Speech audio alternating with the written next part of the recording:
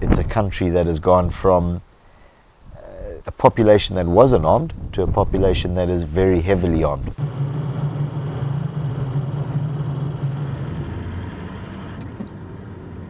There has been new use of landmines, there has been use of cluster munitions in urban areas.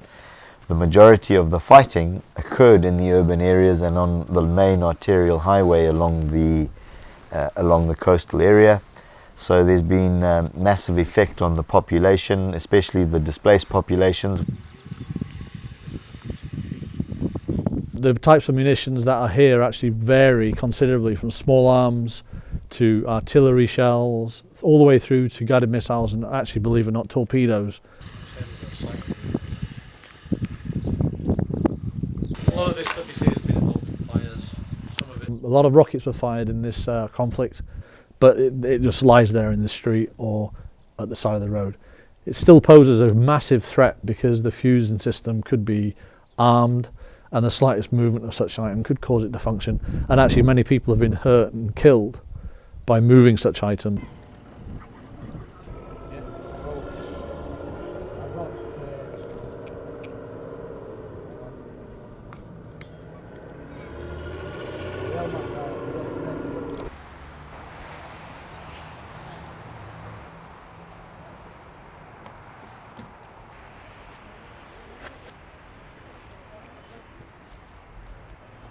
Children, they don't know what it is, so they tamper with it and they play, they throw stones at it, and some of the accidents in Misrata at least have been happening with children.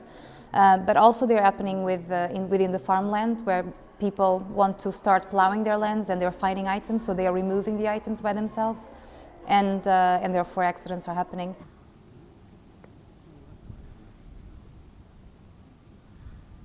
There was a very rapid survey done to identify the hardest hit neighborhoods. We then just say to an organization, that's your area, and they are going in and they are literally just moving through, finding what they can find, collecting it, picking it up, moving it outside to areas that are safe for later destruction. There is a lot of stuff in there that is dangerous to move, and that is being marked and destroyed.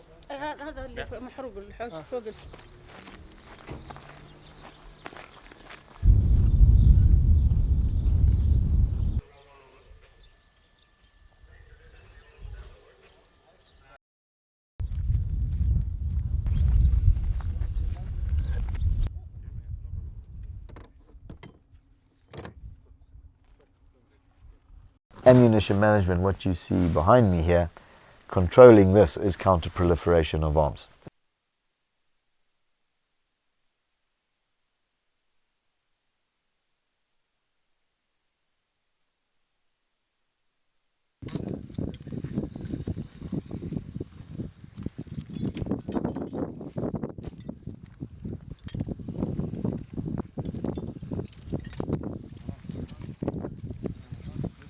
The problem comes where there's very little security in the area, and that the munitions themselves, particularly the ones that are serviceable, can be taken away freely and used by subversive elements if that sort of thing happens, or smuggled out to other countries that could use them.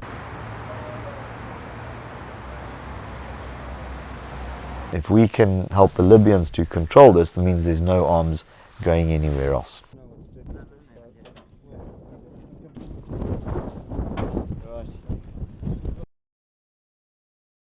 You know, without what happens on the ground, what you see here will rock up on a street in Europe.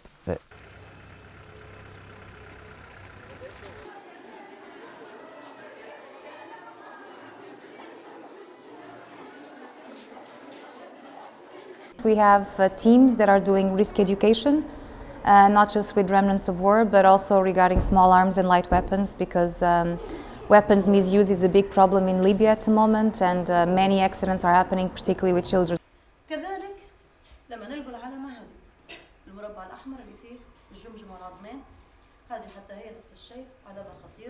Can you tell us where you've seen it? And where? There needs to be quite serious involvement by the international community in assisting the Libyans to get this work done.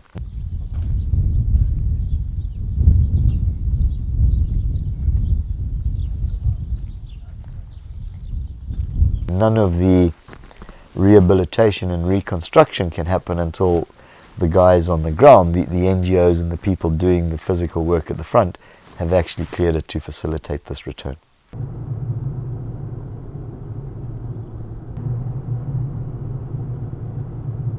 There is a misapprehension, I suppose, that Libya is a wealthy country, Libya has lots of ready cash, and Libya is in a position to pay for it. Libya doesn't have cash at the moment. Libya does not have the ability to pay for these activities now. And there needs to be quite serious involvement by the international community in assisting the Libyans to get this work done.